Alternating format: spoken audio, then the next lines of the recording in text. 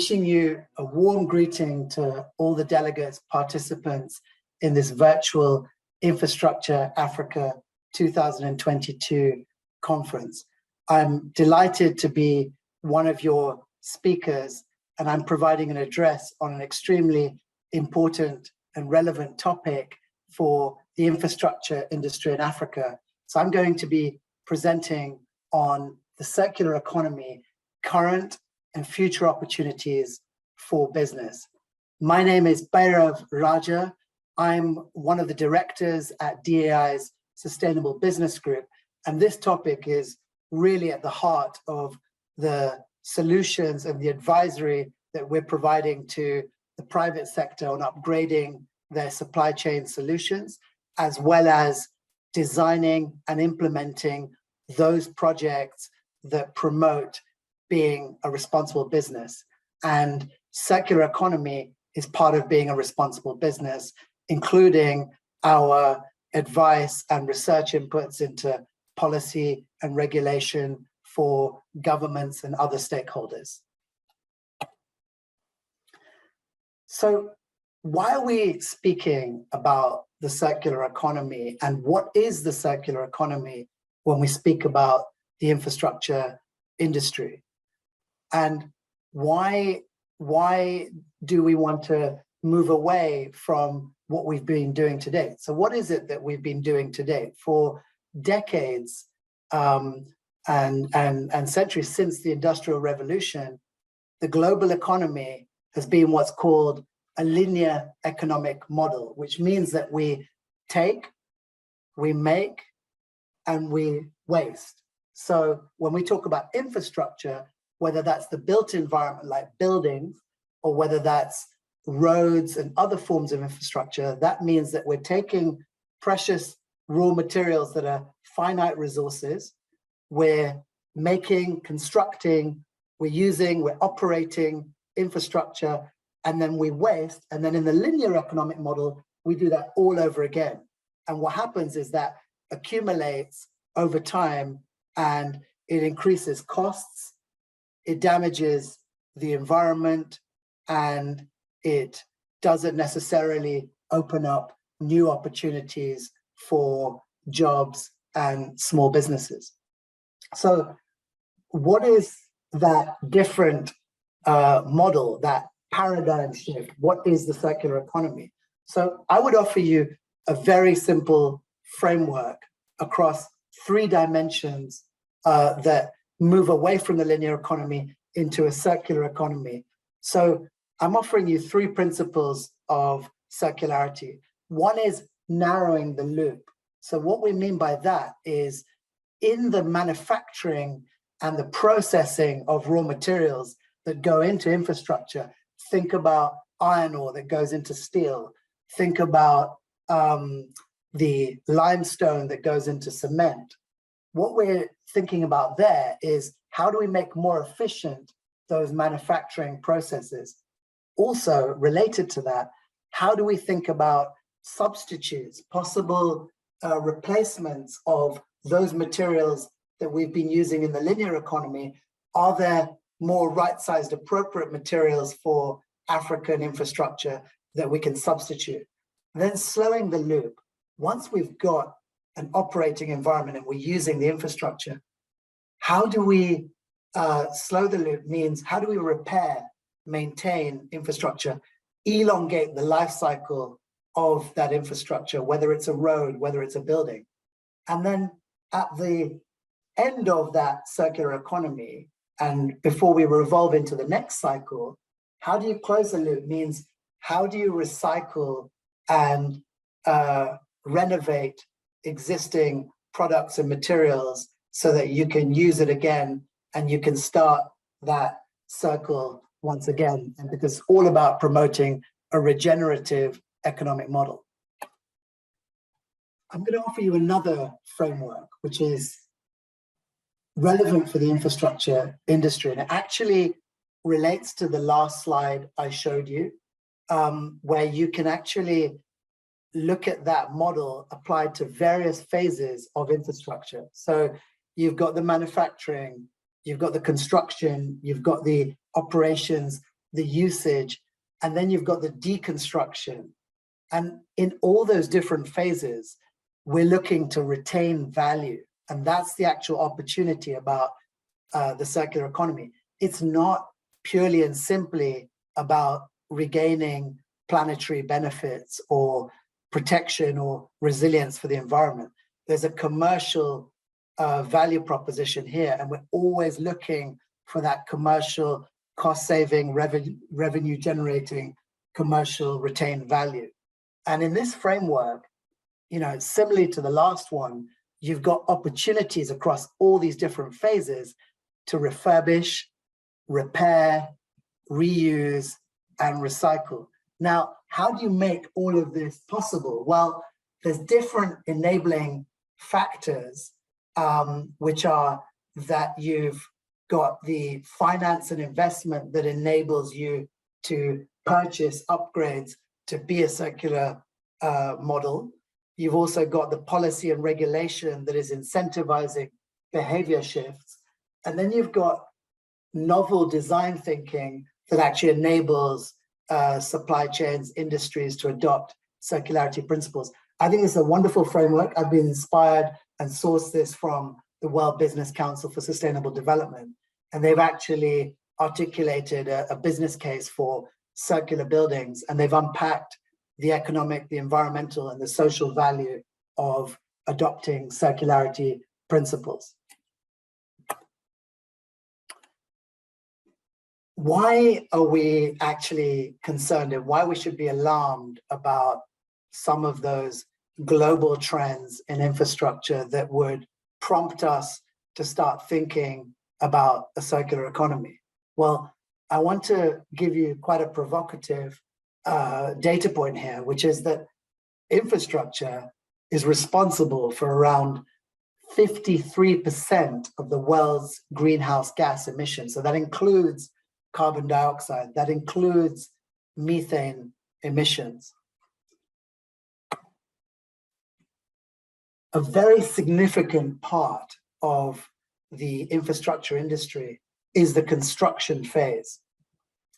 The construction industry, as a subset of infrastructure, consumes roughly half of virgin raw materials globally and accounts for close to 40% of global carbon emissions and solid waste streams.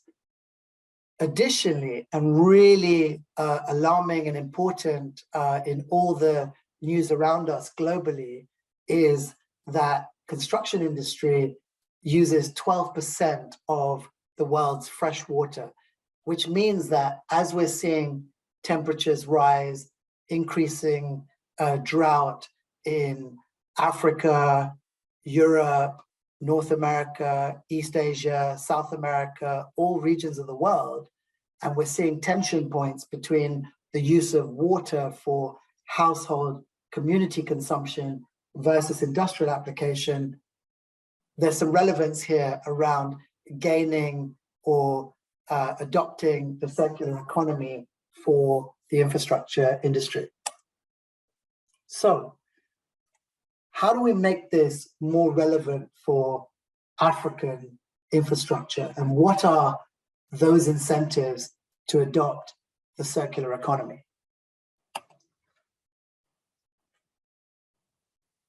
There's going to be an avalanche of regulation internationally, because even though in the African continent, it's not a high carbon emitter, there's among the global emissions, a fraction of that is emitted from Africa. However, we're inextricably linked to the global economy. And so those exogenous factors and those pain points happening elsewhere, whether we like it or not, have a bearing on our African economies. So, just by way of example, the European Union is proposing a flagship regulatory instrument called the Carbon Border Adjustment Mechanism. And that regulation is putting the spotlight on the steel industry, a spotlight on the cement industry, because those are extremely carbon intensive industries. And they want to cascade the adoption of that regulation to make lower carbon emitting those industries, those supply chains, including in African economies. And that's just one such example. There will be more regulation, whether it's global, regional, or national policy and regulation that would be an incentive to adopt the circular economy. The other one is that not all infrastructure, the vast proportion of infrastructure in Africa is actually not financed from domestic financiers and investors.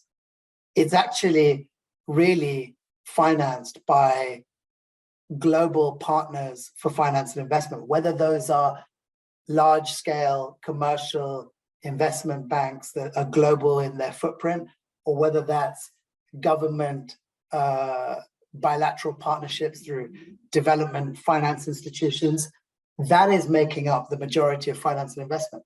Those financiers and investors are under pressure to be more carbon light in their footprint for their entire portfolio, and they're looking to make more green deals in their finance and investment, including into Africa. And so they also have push factors like the task force for climate-related financial disclosures that is prompting them to adopt a circular economy or encourage that. So if there are applications that show a circular economy is being adopted in an infrastructure project, that's actually more likely to attract foreign direct investment. So that I would believe is a good incentive to be more circular.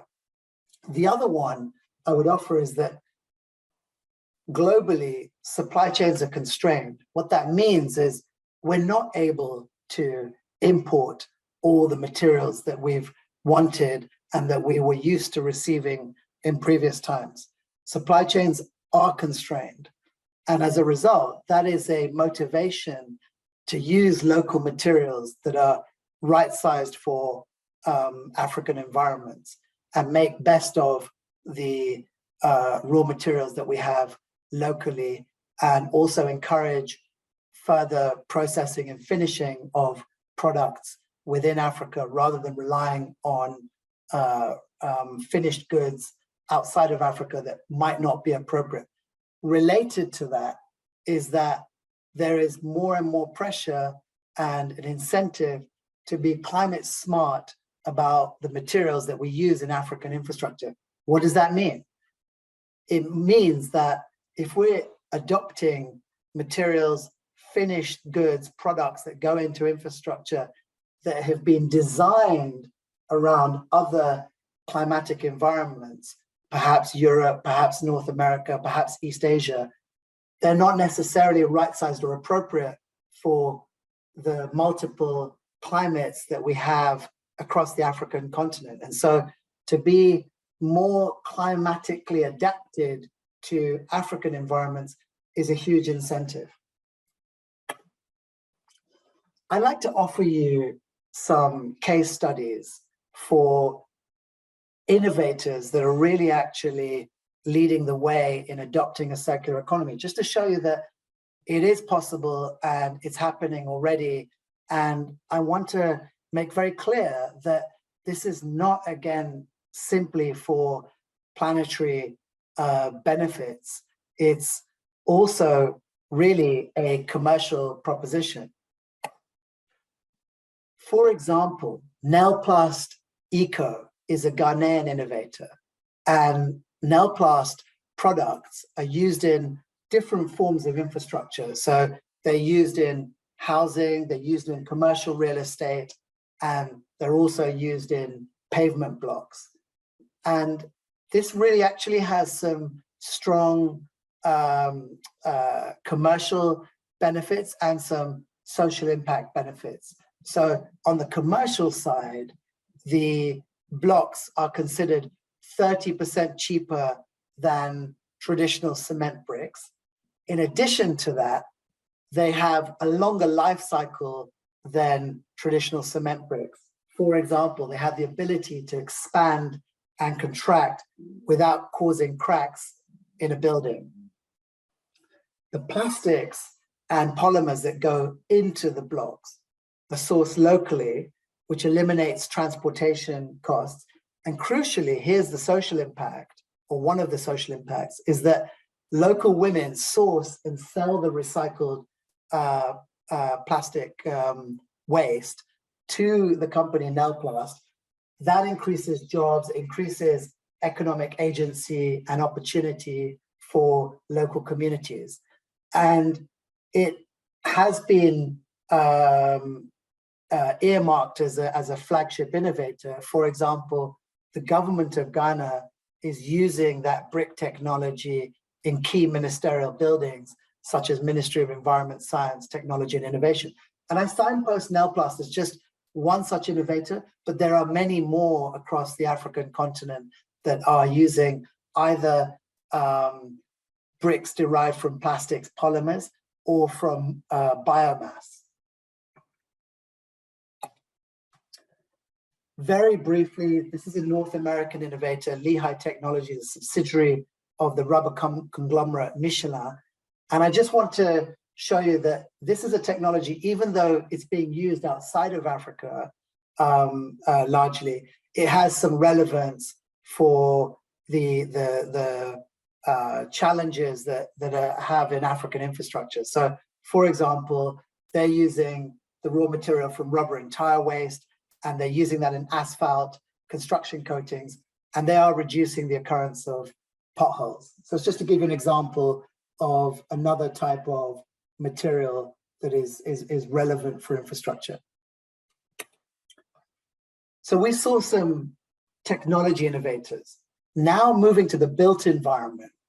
This is an example of a project, a built environment that has adopted circularity principles. So Nyarutarama Plaza in Kigali, Rwanda is a great example. So they are the first green certified completed commercial building in Rwanda. And they've got two pain points that they're solving here. One is that they're energy saving, and one is that they're water saving, and they're using energy saving technology and water saving technology to be more sustainable, to elongate the life cycle of that built environment. And good data points here. They are reducing their energy consumption by 15%. They're reducing their water consumption by 47%, and they have reduced carbon footprint by 92 tons per year. So that's a good example.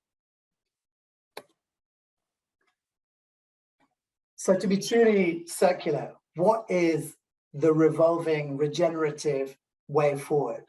Well, for me, I'm excited because there's plenty of opportunities across the African continent.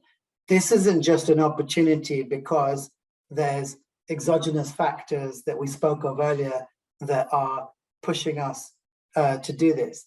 There's actually some really great cost commercial opportunities. And I would offer you, like we've seen with other innovations in Africa, that there's an opportunity for lower cost leapfrogging.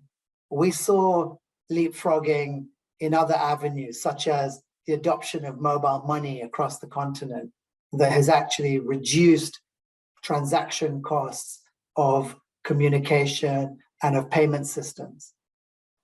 We've also seen other forms of leapfrogging.